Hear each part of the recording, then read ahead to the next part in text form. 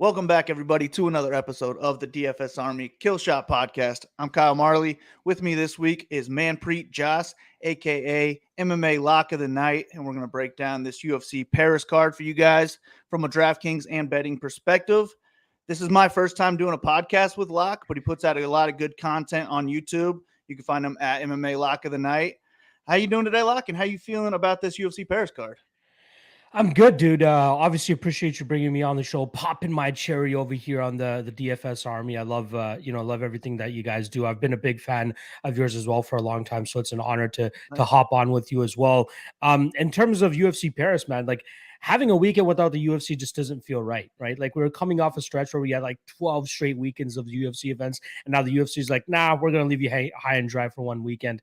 But they come back with a pretty decent card, man. I'm a big Gane fan. So anytime he steps inside the cage, I'm very happy to see him go out there and compete. But even having like Bobby Knuckles on the co-main event against Marvin Vettori, I think that's a great fight as well. So for UFC's debut in Paris, I think they did a damn good job, mixing in some of the regional talent and some of the guys that are, French already in the UFC. So should be some fun fights. And not to mention, I'm always down for an afternoon card. This is starting at noon Eastern. So I'm always down for that as well. I'm glad you mentioned that. I wasn't even aware of the time on this one. It does make sense, I guess, but I better get those lineups in early this week. There you go. Good reminder for the viewers as well. All right, let's get right into it.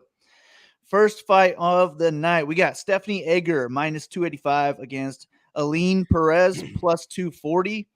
I like my curtain jerkers on DraftKings, and this is another one I do kind of like because I expect a lot of it to play out on the ground. Both of these girls like to get the fight to the ground. They're both good in a dominant position and can score a lot of points if they have success in this fight with a grappling heavy game.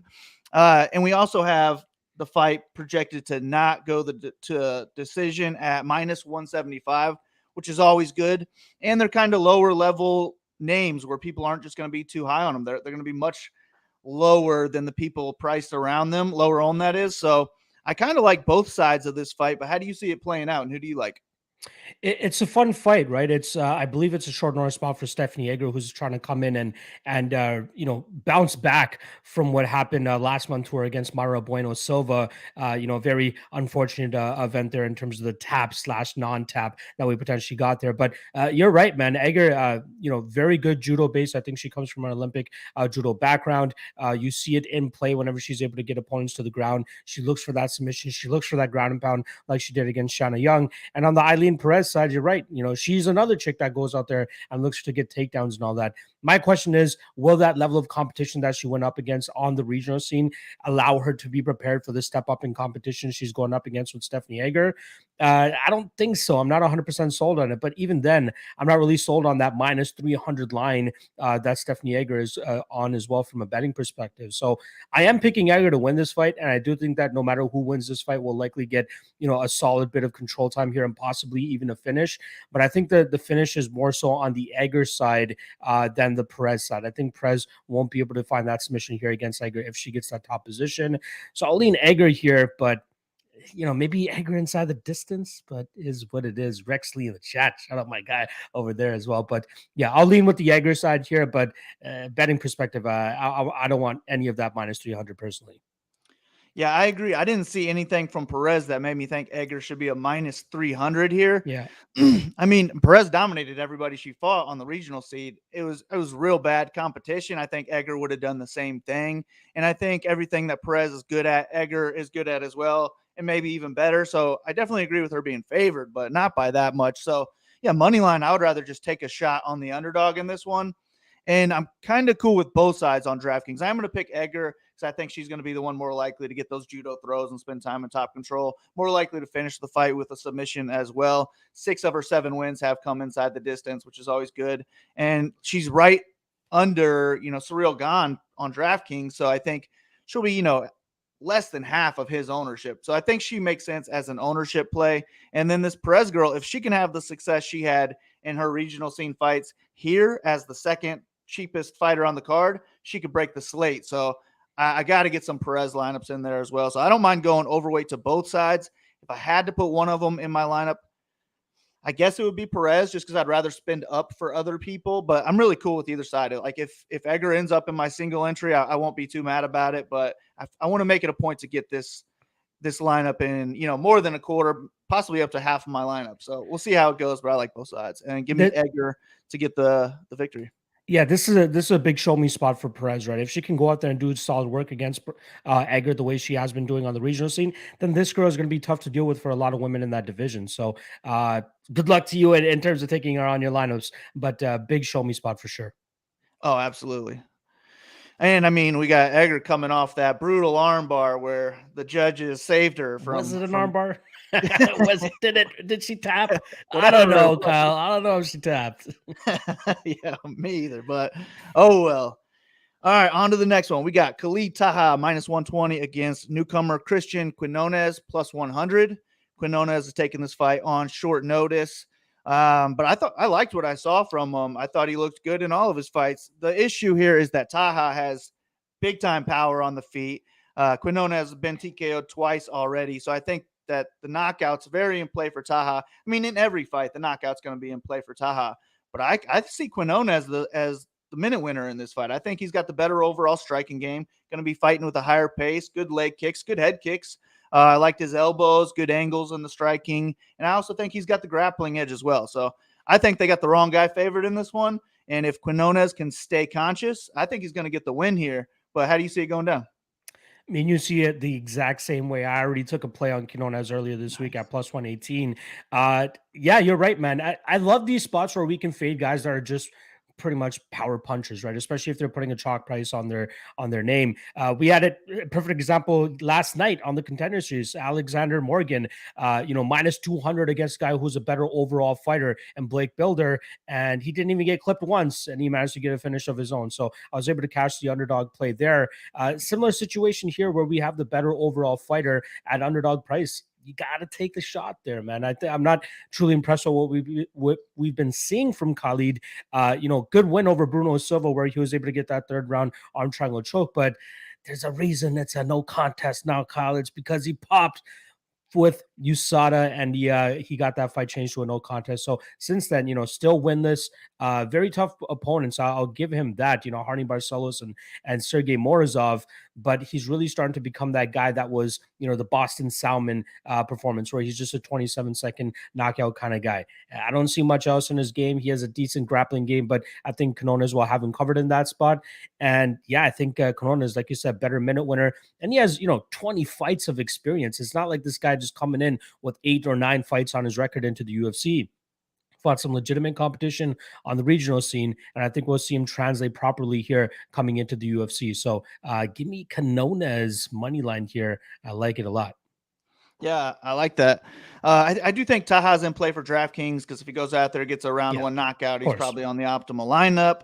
But I'm more so going to be on the Quinones side. He landed 76 significant strikes in that Contender Series fight, and he was also the one with the takedown when the announcers were saying the other guy should have a wrestling edge. And Taha's never landed 76 strikes in the UFC, never landed over 50 strikes. I just don't think he can keep up volume-wise, and I just liked the overall game that I saw from Quinones. Wouldn't shock me to see him being the favorite when this fight kicks off. I do think there's still value there, and I hope you hit that bet for sure. Let's go. But Quinones will be probably one of my favorite underdogs to click just because he's one of my more confident plays as an underdog, I would say. Hopefully, I don't hate it. I don't hate it. Exactly. I think he could have that grappling success as well, and that would definitely help you with takedowns and control time. So hopefully he goes that route. But even if he chooses to strike here, at least from a betting perspective, I think he can outstrike Khalid Taha too. I agree. Yeah, it would definitely help on DraftKings if he's going for those takedowns and just racking up those quick 5 points here and there. Those mini strikes on the ground count now, so that would help a lot for his score. But any underdog that can win on this card, I'm kind of interested in. I always like to target the higher ceilings, but I feel like he's somewhat safe. I mean, not a high floor. He could get 0 points, just knocked out in the first round. But I think he would score okay in any win, and I think he also has a high ceiling with that potential grappling. Yep. Next fight on the card, we got another one I like. Benoit Saint Denis minus 265 against Gabriel Miranda plus 225. Miranda making his UFC debut here. He's got 16 wins. All 16 are in the first 6 minutes of a fight. And if it's gone past the first 6 minutes, he has lost. We got minus 300 that the fight does not go to decision here. I just think it's a great fight to target both sides of. If Miranda wins, it's probably a first round finish, which breaks the slate as one of the cheapest guys on the card. So I think you have to target some Miranda here. But all the success he had on the regional scene was against lower level competition. And I think that St. Denis is actually the better wrestler in this one. And a lot of that grappling success that Miranda had, I don't know that it's going to be available here. So I like St. Denis. And if this fight gets out of round 1, I just expect him to dominate rounds 2 and rounds 3. If it gets there, probably pick up a finish of his own along the way. So either way, I think we got a high score potential from these guys. Denis did score over 100 points in his last fight, which is always nice. And if he's just dominating a gassed guy in 2 rounds, even if he goes to a decision, he can score well over 100 in a win here. So this will be one of my favorite fights to target on the card. How do you see it going down? Who do you like? Yeah, when I ran the tape on this fight, I started on the Miranda side because I already knew what I was getting with Benoit. And I thought I was watching the same guy, right? The guys go out there, they try to, relentlessly go for takedowns, get their grappling going, and look for a submission. They pretty much fight the same way, except Miranda starts to slow down after that 6-minute mark or even 5-minute mark. And that's where I think that Saint Denis will definitely have an advantage. But Miranda is absolutely live to lock up a choke early in this fight. It's possible. He's that relentless. Like, he reminds me of a Daniel De Silva, but with better jiu-jitsu pretty much, right? Where they're banshees at the beginning of the fight, and then after that they start to slow down and really start to give up big moments to their opponents. And that's what I think is going to happen here. But rather than take the chalk on the Benoit Saint Denis side, as he's also approaching that minus 300 range, I'd rather just, go ahead and take that fight. Doesn't go to decision. I do not mind that chalk at all, considering the type of fight we have here. Benoit Saint Denis is one of those guys that I will always target. The fight doesn't go to decision as long as it's not anything super crazy like minus 600, minus 700, or anything like that. I love his fighting style. He is all action all the time, always moving forward, always looking for the finish. And same as Gabriel Miranda, unfortunately, Miranda just does not have the gas tank to do that over, the 7-minute mark or the 6-minute mark that we talked about. So in terms of a pick, got to go Benoit inside the distance. In terms of a bet, I'm going to be looking to possibly even play the chalk straight up on that fight doesn't go to decision. Even if it's 3 units to win 1 unit, I'm completely okay with that, considering how much violence I'm expecting in this fight. And then from the DraftKings perspective, like you're saying, got to target both guys. Both guys have just as much opportunity to win this fight early as the other, but as it starts to wear on, Benoit will definitely get the better of him and will likely get the finish as well. So, fun fight. 3rd fight on the card. This one will bring the house down if it's as much of a firefight on the ground as I expected it to be. Yeah, agreed. And I feel like it's the UFC doing Benoit a favor here. It's like we almost got this guy killed in his UFC debut. Let's send him over to Paris, fight in his home country, and give him an easier opponent here. So hopefully he pulls through. Hopefully he scores well, because I'll probably be overweight to the Saint Denis side. I mean, I might be overweight to both sides, but my pick is going to be Saint Denis. He's my preferred play of the two. I do like it, man. It'll be good to see him get a win in front of his fellow countrymen. He did pick up that win over Stoltzfus, which kind of reminded us that, okay, this guy does still have the skill set to go out there and be successful in the UFC. That beatdown didn't mean too much to him or affect him too much. But now here he is against a very winnable opponent in Gabriel Miranda. Can't wait to see how it goes down.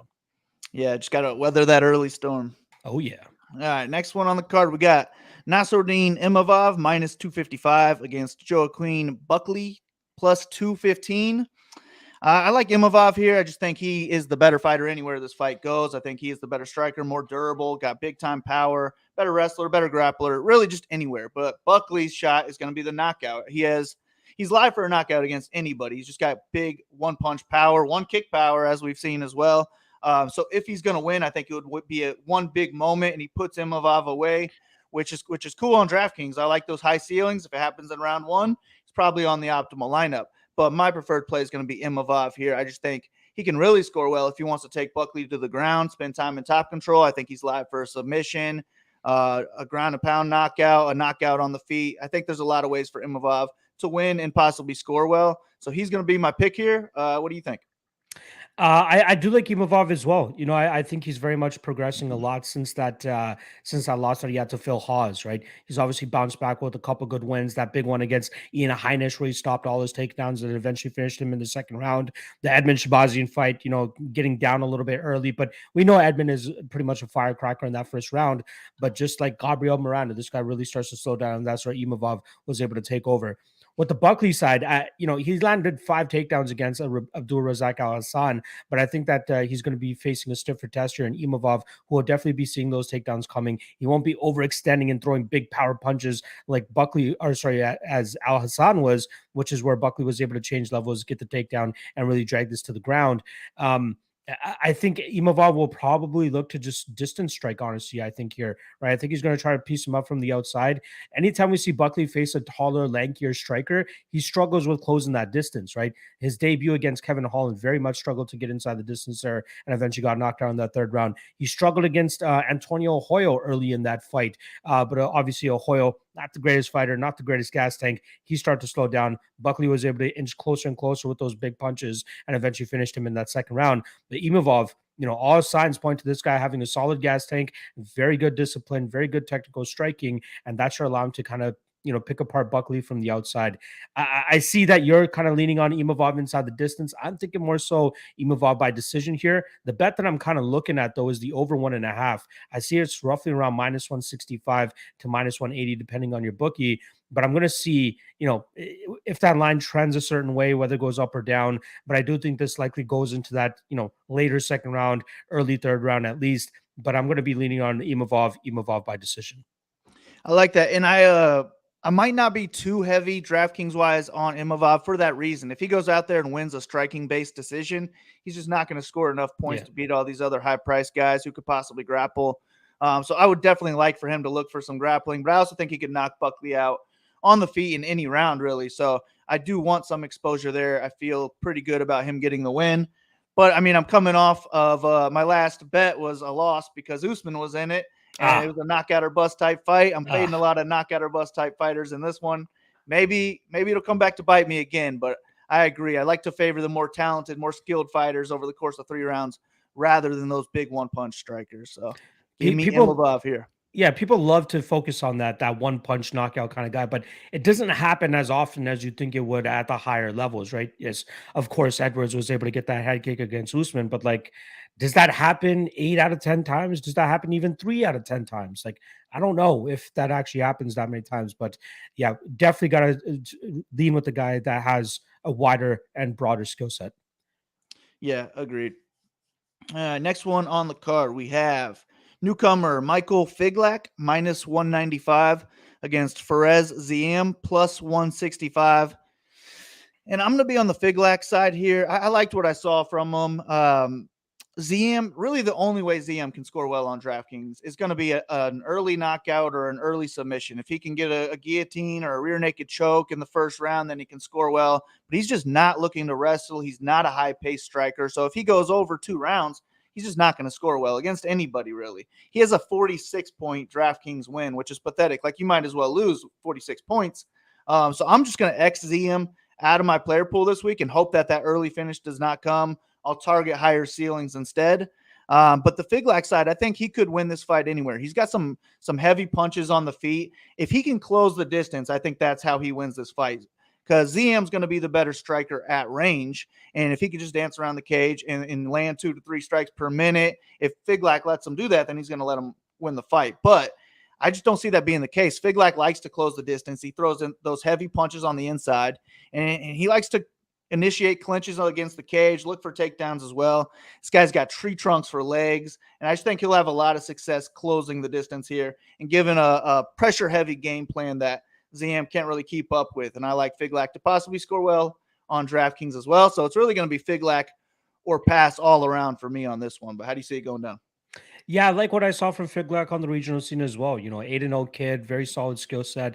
Seemed like he really leaned on his grappling earlier in his career, really started getting more comfortable with his striking the latter half of his career. But I think he's going to have to go back to his old school days and try to clinch ZM, try to get him to the ground and just try to kind of control him in that aspect. Luigi Vendramini had some issues trying to close that distance in the first 2 rounds against ZM. Eventually got in the third and almost got a 10-8 all around there to get a draw there. But I think Figlack could be a little bit more efficient in terms of closing that distance and getting his grappling and his clinch game going if that's what he chooses to do here. I was looking to take him as a bet, especially considering, I got a lot of guys, in the space that are pretty big on ZM in this spot. They feel pretty good that he'll be able to keep Figlack at distance and use his kickboxing as effectively as he did in the Luigi Vendramini fight and even, the early rounds of that Jamie Malarkey fight. But I think that Figlack has a little bit better of a skill set, especially with the comfortability that we see with the striking. That should allow him to close his distance when he needs to, push ZM up against the cage, get those precious control seconds and times that you guys need, especially on the DFS side of things. But from a betting perspective, it's tough for me to bet a guy that's at minus 200 as a UFC debutant against a guy, and ZM. Is he the greatest fighter? No, but he does have very good striking, and he has been, using his footwork solidly to at least get a 2-2 record inside the UFC to this point. But I was hoping that there was going to be more ZM love coming in this week, right? I was hoping that we'd get Figlack down to even minus 150, considering how much love that I saw for him. But, it's only Wednesday of fight week. There could be still plenty of time for that ZM money line to continue to take action. And if it does, and we actually get Figlack around that minus 150, minus 160 line, I'll probably take at least, a 1.5 to 1.6 unit shot on him straight up here to just get back 1 unit. But at that minus 200 range, I'll probably sit on the sidelines, just like Perez, sit and watch, see if this guy actually has what it takes to face, a step up in competition and be successful doing so. Yeah, I agree. I was thinking about a play on him as well, possible parlay leg. I won't rule it out. If we get some better odds, I might pull the trigger as well. But for now, I'm waiting as well. I like it. All right, what we got next on the card? Let's go with Nasrat Haqparast minus 230 against John McDessie plus 195. I might have gone out of order, but we got us a striking match here. I really don't expect either guy to be looking for takedowns. Should be, a high level technical striking match. And I don't know that we get a high score from either guy because I don't think it'll be super high volume. And we're also not getting ground points in this one.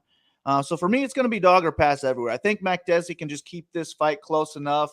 It was the line that talked me into McDessie. If you showed me a pick'em line, I probably would have went with Haqparast, but I can't justify a 70% betting line on Haqparast here when, aside from him being 10 years younger, like that's his biggest edge in this fight. He's also the quicker guy of the two, but McDessie's a really good technical striker, and I think he can keep this close, minute for minute. And I see it coming down to a split decision. I would always rather have the underdog ticket in that case. So McDessie's going to be my pick in this one. I also like McDessie by split or majority decision at plus 1,200 on DraftKings. I might throw a little something on that. Hope it comes through. How do you see it going down, though?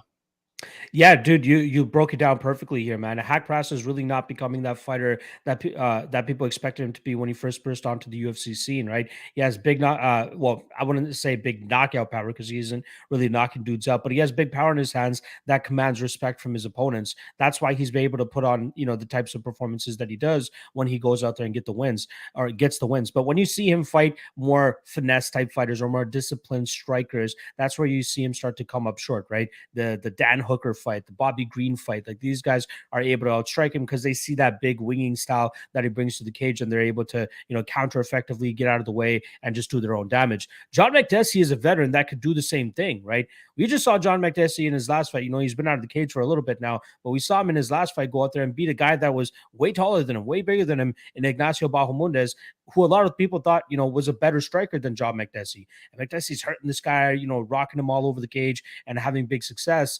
But like as he gets there up in age and as he gets that ring rust, especially from this long layoff that he's going to be coming off of, it's going to be very difficult to truly guarantee that he can go out there and get the dub. I get people taking him at plus 200. I think he is a live underdog, but I think that this is one of those spots where I'm going to sit out. Maybe the younger guy does actually end up coming through here, just by, slightly out touching John Makdessi, which I think is going to come, that's why I don't mind that split decision prop that you're talking about on this fight, because it is absolutely possible that I could go either way. One strike or two strikes, either way. I'm right there with you. I'll pick a hack brass in terms of a prediction, but in terms of a bet, it's Makdessi or nothing at all. Yeah, agreed. And if it goes to a split decision, even if I lose that, I'll be happy with that sweat when they're calling the cards. There you go. Exactly. Next one on the card, we got newcomer Abus Magomedov, I believe. We got him coming in as the favorite, minus 260 against Dustin Stoltzfus, plus 220. I mean, Magomedov looked pretty good to me. I think he's probably the better fighter anywhere this fight goes. He could get takedowns, win in top control. I also think he's a much better striker, got a bigger edge on the ground, could get a knockout, could win a 15-minute striking decision. But we haven't seen him in almost 2 years, so that's a worry for me, with this big price tag anyways. So that's going to scare me away from a bet. But I think on DraftKings, he's interesting. If he can get that knockout, or if he can actually go for takedowns, spend a lot of time in top control, then he can score well. What do you think about Magomedov? And do you think he can finish this fight and score well? I think this kid's the truth, man. I think this kid has all the skill set to, be a legit guy in that middleweight division, especially making his UFC debut here against Dustin Stoltzfus. This is the perfect launching pad for him to go out there and be, put on a statement of some sort and really, get the UFC's attention. Be like, hey, I made it to the PFL million dollar finals a couple years ago, and although I got knocked out by a 39-year-old, that's more so of an anomaly of a performance than anything, because everything else that we've seen on his record and in terms of him going out there and actually competing against other skilled guys on the regional scene, the guy looks good, man. His striking seems to be his primary focus when he's fighting these guys, because he uses his range very well. I believe he's going to have a 2-inch height and a 3-inch reach advantage in this fight. I think we'll see him use all of that, whether it's to actually, produce a knockout, or if he sees a takedown opportunity, I think he's going to take it and try to smash Dustin Stoltzfus on the ground as well. Stoltzfus saved his UFC career last time around by beating Dwight Grant, and that snapped a 3-fight losing streak for him. But I really don't think that this guy is, even top 30 level in the UFC, at least in the middleweight division. He beat a Dwight Grant that's very beatable, in my opinion. Good win for him. He resigns with the UFC, gets to fight, somewhat close to home, or what he now calls home in Germany.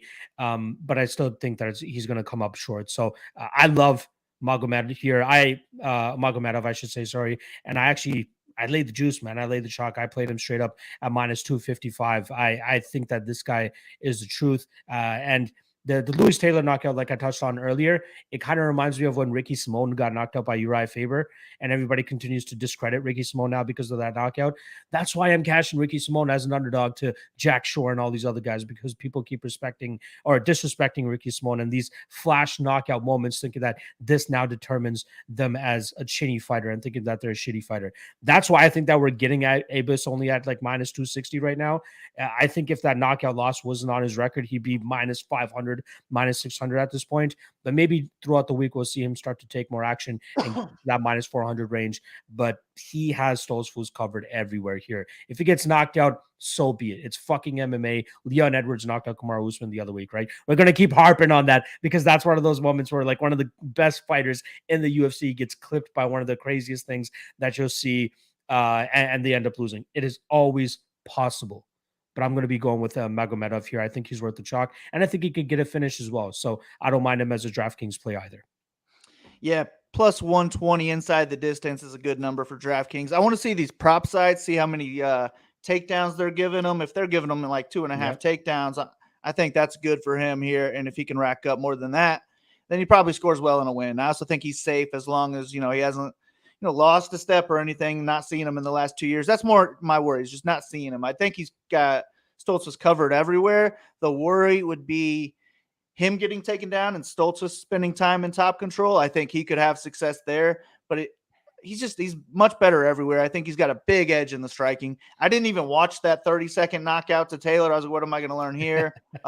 So I just skipped that one. Wasn't a big deal to me to seeing it on the record. And I just would be pretty surprised to see Stoltzfus go out there and do the same thing. So it's mostly going to be Magomedov or pass for me all around in this one. Another reason where people will be like, hey, the guy got knocked out, he probably sucks now. But especially because they focus on the fact that Lewis Taylor was 39 going into that fight. Kyle, me and you have been around this sport for years and years and years. We know the last thing to go for fighters is power, right? So if a guy gets knocked out by an older guy, so be it. That's the last thing that those guys are usually holding on to. Had that fight gone on longer, we probably know how it would have ended up going. And especially in this spot against Stoltzfus, you nailed it. I believe I nailed it as well. He has him covered everywhere. I'd be surprised if he goes out there and loses this fight. Yeah, agreed. Next one on the card, we might have a fight of the night. We got Charles Jourdain minus 135 against Nathaniel Wood plus 115. I think if this stays standing, this is probably our fight of the night right here. It's my second or first favorite fight on the entire card. I really can't wait for it. I think Jourdain is the more dangerous striker, the more durable striker, but I think Wood can keep it really close, win minutes on the feet, outland him a little bit. And I think it would be real smart of him to look for takedowns in each round, kind of keep Jourdain guessing. And if he can get takedowns, I think he can have a lot of success on the mat, possibly even get a submission. But when Jourdain wins, when he scores, he's scored 92 or more points in all of his wins on DraftKings. He has 117 and 118 point wins as well. Wood's been cracked a lot of times. He's been finished on the feet twice, I believe. So Jourdain's in play for a big score here. I definitely like his side, but I'm going to side with the underdog in this one. I think this is a pick 'em fight, so I'd rather just not pay the juice on the Jourdain side and take the plus money with Wood. And I'm kind of relying on him to get a couple takedowns in this fight, because if he's staying striking for the whole 15 or whatever it lasts minutes, then I'd be a lot more worried. And I think he could eat some big shots. I don't know that he sticks around eating those shots that Burgos ate in the third round of that last fight. So I feel like that probably puts Wood away, but I think he can fight smart here, win the minutes, win the first round, win the second round, probably drop the third. But overall, I think this fight could score well. I like both sides, but give me Wood. How do you see it going down? I feel like you watched my podcast earlier this week because I feel like we're lining up on the same spots here, my man. Because I agree with you, man. Nathaniel Wood is a very live underdog here. I already took the shot on him at plus 120 because I like what he brings to the table. You're talking about a guy that is routinely a minus 400 to minus 500 favorite. Now we're getting him at slight underdog odds against a guy that has holes in his game. Like, I'm a Canadian, right? I'm a big Charles Jourdain fan. I'm hoping that Canadians can go out there and get some success in the UFC, because since GSP and even the unfortunate tale of Rory McDonald, we really haven't had any big stars coming out of the Great White North. And I thought Charles could be that guy, but he has holes in his game. If you look back at the fights where he's ended up taking losses, it's always guys that look to go the grappling route. And Nathaniel Wood definitely has that in his back pocket should he need it. I get it. Charles is a fun striker. I get it. He yells in your face in the third round and urges you to give him a war. And that's all fun and games. But like, when the decision's read, if you're not getting your name called out, you're not winning the fight. And that's not cashing tickets at the end of the day, right? So with Nathaniel Wood, he stays competitive enough with the striking, like with his leg kicks. I like that he stays consistent with those, just to fill the gaps and fill the voids of when he wants to shoot or let his hands go. He uses angles very well. He cuts even on his back foot, he cuts angles very well and kind of traps his opponents by leading them into his punches, and then he counters with punches whenever they move forward. But I think the vast majority of his success will come with the takedowns here. I think that he's going to look to try to grapple Charles here, try to slow him down, try to get that back, try to wrap up a submission. And I do think you're correct in the fact that, Wood via submission is definitely a live prop in this spot. If I'm not mistaken, it's around that plus 500 range. So if you want to take a little bit of a sprinkle on that, I'm not hating on that whatsoever. But even as a straight money line play, man, Nathaniel Wood has a ton of value here as a slight underdog, in my opinion. Yeah, give me Wood. Hopefully he can grapple. But even if this stays as a kickboxing matchup, I do think that this will still end up being a toss-up. Jourdain, with his flashiness, is fun and entertaining and all that stuff. But if it's not landing, if it's not landing clean enough or anything like that, it's not really scoring. And I think we'll get a more efficient performance from the Nathaniel Wood side of things. So let's go Wood. I'm sorry, Canada. I like it. Yeah, I'll be rooting for Wood as well. And I haven't seen your pod yet. I wanted it to all be fresh, but I will be checking it out either later today or tomorrow. You guys should too. Just go to tease MMA me, Lock of the Night. And also, I just noticed your shirt. Shout out to Flying Brian. Let's go. OGs know what's good. All right, next one on the card. We got, where are we at here? Okay, we got two newcomers. William Gomez or Gomi, whatever you want to call I think it's him. Gomez. Best fight odds always messes up these names. Yeah, I never trust best fight odds. So yeah, I would go with Gomez as well. Minus 215 against Jarno Aaron's plus 185. I think the striking is pretty close in this matchup. Both of them are good kickers. But Gomez has, I think, a pretty decent grappling edge in this fight. And I also like his movement more. I think that it's just frustrating movement. It's not really great movement. It's just frustrating. It's going to be hard for Aarons to cut off the cage and land those heavy head kicks that he likes to throw. So I just favor Gomez a little bit on the feet, and I think he has a decent grappling edge to where the line kind of makes sense to me. I don't really want to lay it with two newcomers. I didn't dig too deep into these guys, but from what I saw, I think Gomez is the rightful play. And if he can grapple heavily, he can score well in this fight. I think he could finish with a knockout, could even get a submission. He's only got one submission on his record, but I feel like it's in play in this fight. He's got some nice ground and pound. So I'm more so on the Gomez side. I'm not going to X Aarons out of my player pool. I think he's live here, but he's not going to be a guy that I'm targeting much with my hand-built lineups, with my like 10 or less hand-built lineups. If I'm making 150, then I'll probably put him in, 15%, something like that. But I just think this is the Gomez side. He's also the guy from Paris, so give him a hometown debut, and it just all makes sense on his side. But how do you see? Yeah, I do like the Gomez side here as well, but I'm not big on playing that chalk on him either, right? He seems to be a grapple or bust kind of guy. I know you said that you believe that the striking is kind of close. I do think that Aaron's is definitely the better striker here. Gomez kind of uses it more so to just, again, similar to Nathaniel Wood with his kicking game. He just likes to use it to kind of close the gaps of dullness or nothing happening. And then he's just mainly looking to get his hands around you, drag you to the ground, and just kind of overpower you in those situations. It's interesting because just looking at the guy, like his physique and the way that he's built, he seems like a legitimate kickboxer, Muay Thai prototype, but like he just uses that long, lanky frame to just grab a hold of his opponents, drag them to the ground, and just rough them up on the mat, whether he opens up submission opportunities or just ground and pound opportunities. And you see the evolution of his game as you go fight by fight through his career. Like early in his career, like he gets these guys down, but just has no idea what to do from on top. But as he starts to round out his game, you see him start to open up a ground and pound, start to pass to more dominant positions, and really start to put the hurting on his opponents. With the Aaron side, I could count at least 3 fights on his record that I watched that I don't even think he even deserved the decisions in. Like there's a couple fights where he's getting grinded out, and for some reason the judges give him the fight. He landed a couple good strikes, but like I really thought his opponents did much better work on the ground. And for some reason the judges are giving it to the Aaron side. If those fights were in the UFC, he probably would have had 2 L's or 3 extra L's on his record. I think Gomez will be able to get him to the ground. I think he'll be able to grind him out. If he can't, and if he struggles, because I have seen some improvements in the Aaron's takedown defense, I think Aaron's could fuck him up on the feet.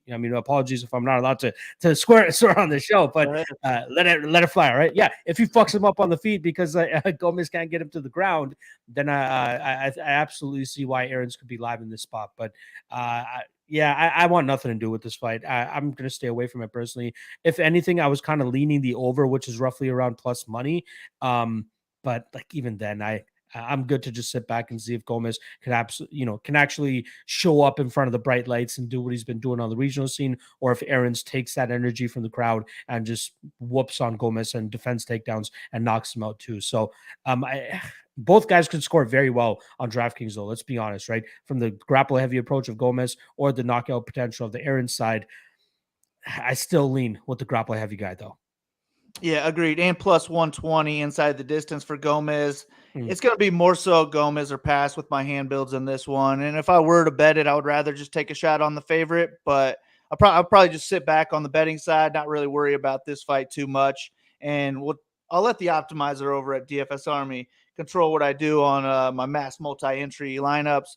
If you don't have an optimizer for DFS, go over to DFSArmy.com, sign up with promo code Sleeveless. That'll save you 10% every month. We got all sports included, and football's right around the corner, so we're ready to crush this season. I can't wait for it.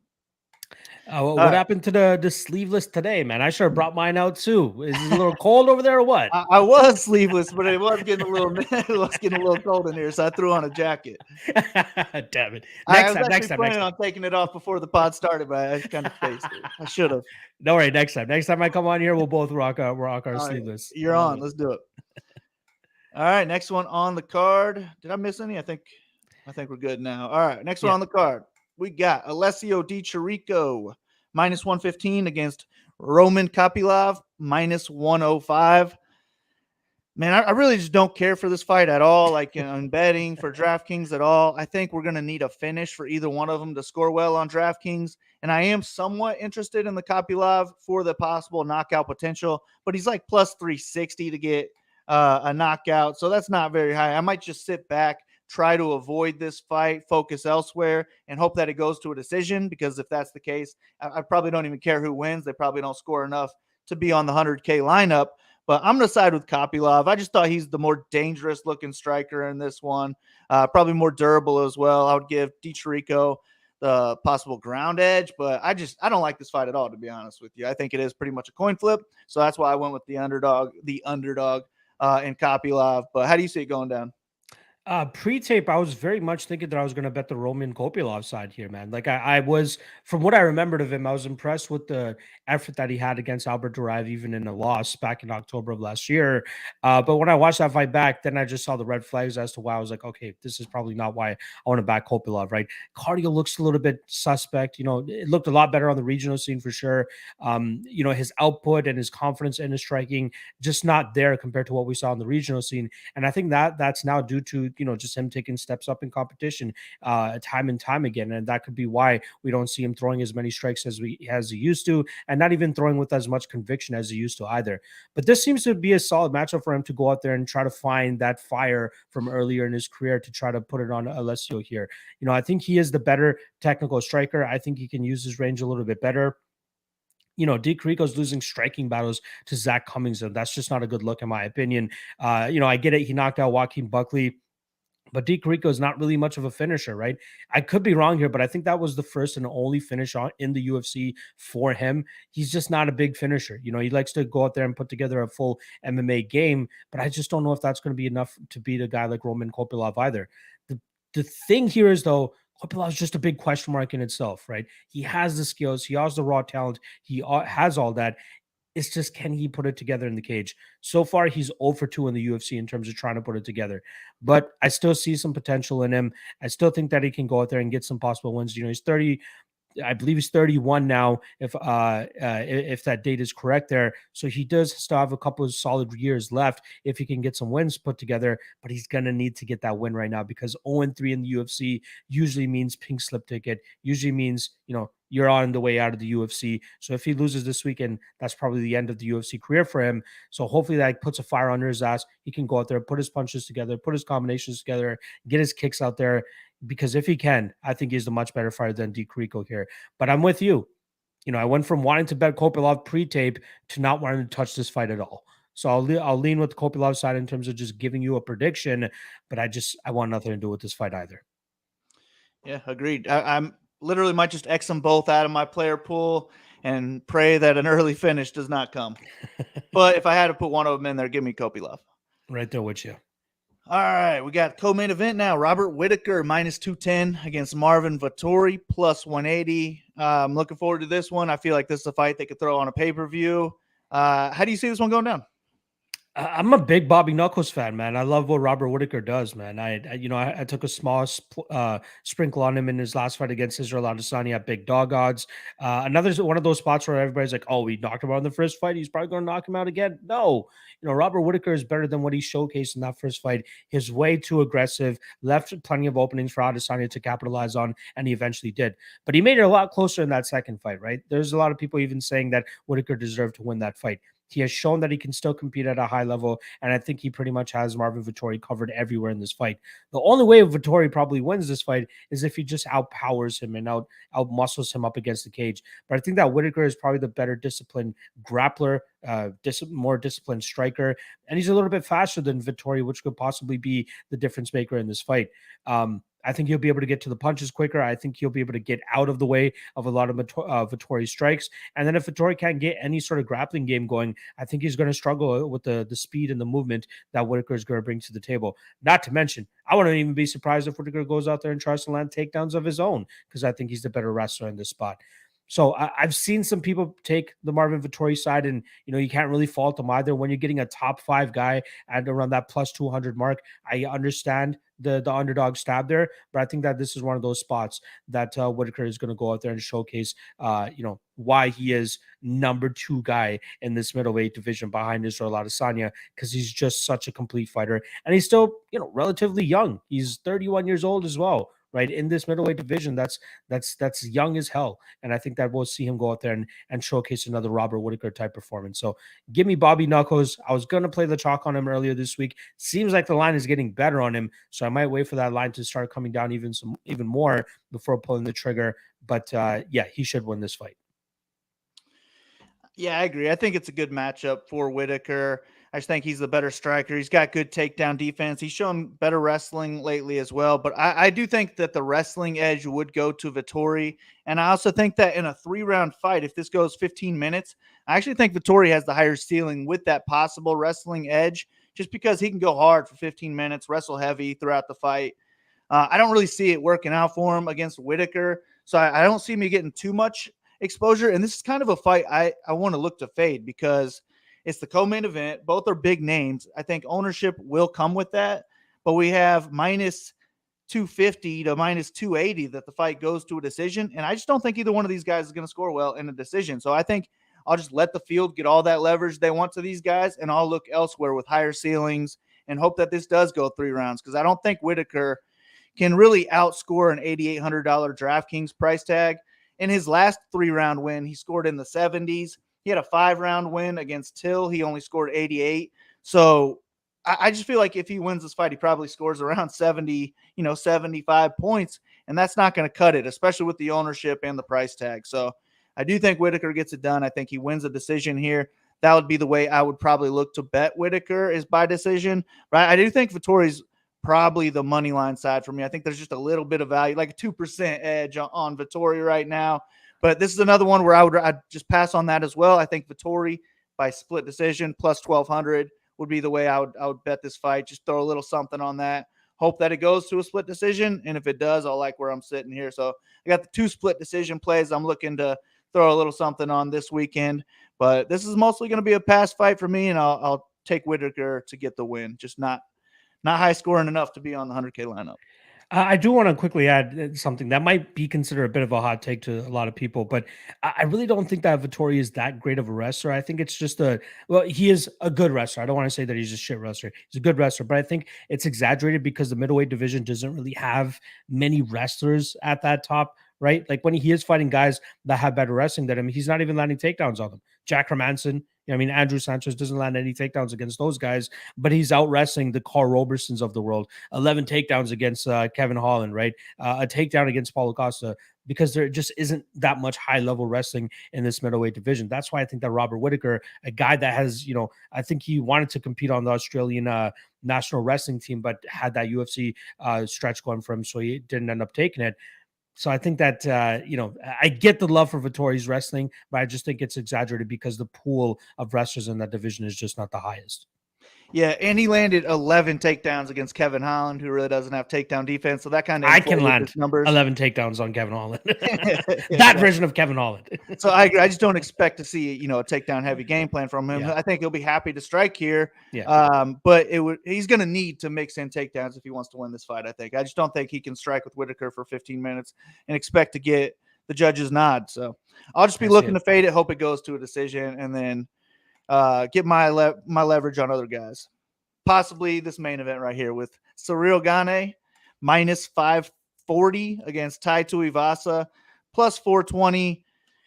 I just think this is knockout or bust for Tuivasa. Guy's got big time power. If they're fighting in a phone booth, he probably gets the win by knocking this guy out. But Gane's a big, strong dude as well. I think he's got the speed edge, the point fighting edge. I think he can clearly win over the course of 25 minutes.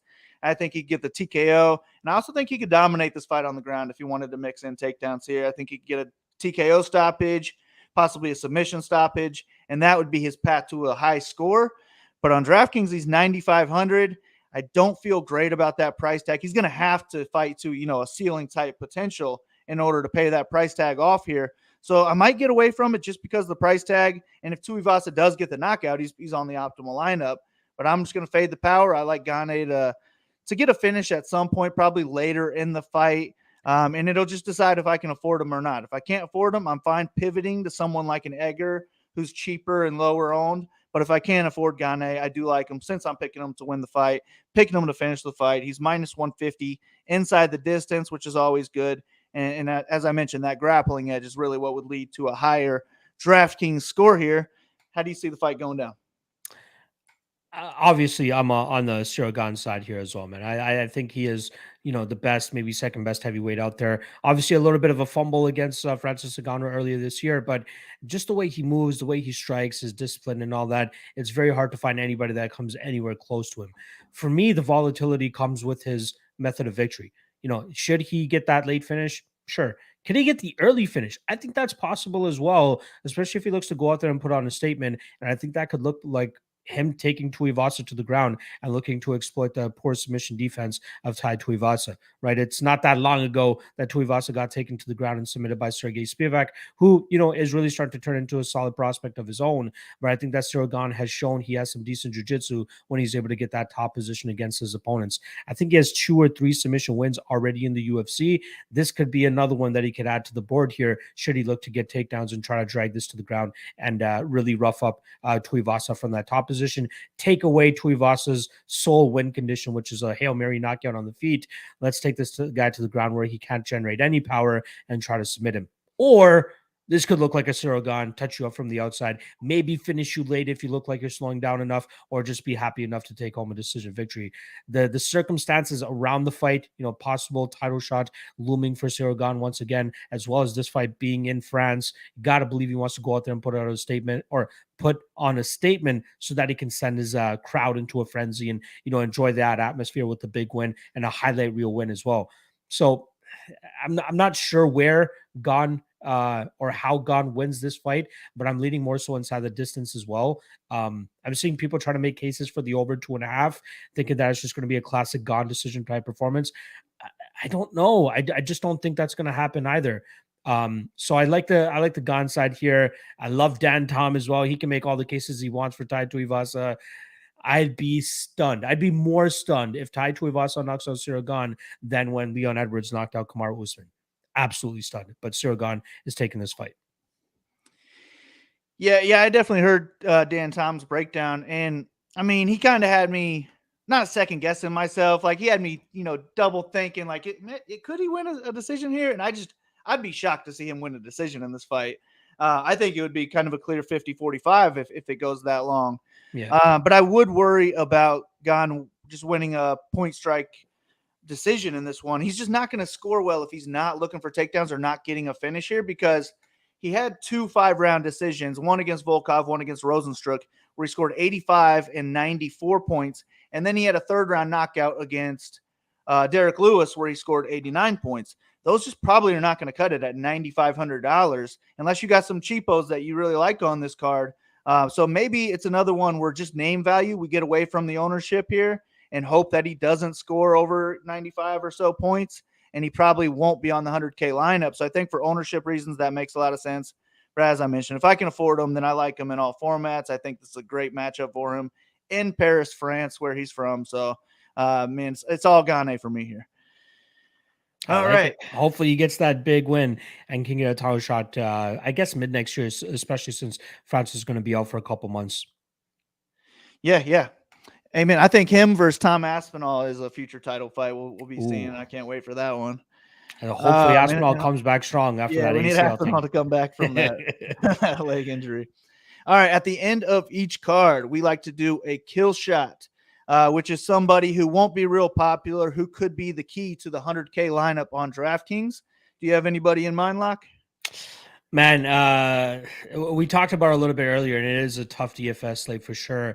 The guy that I think may not be highly owned because he is an underdog here, and a lot of people love the other guy, I got to go with Nathaniel Wood, man. I think if he can get his grappling game going, I think he's going to be very difficult to not get, a very high score here, especially with the salary that he's currently at. Takedowns, output, potential submission opportunity as well for the finish. I like Nathaniel Wood as a kill shot, man.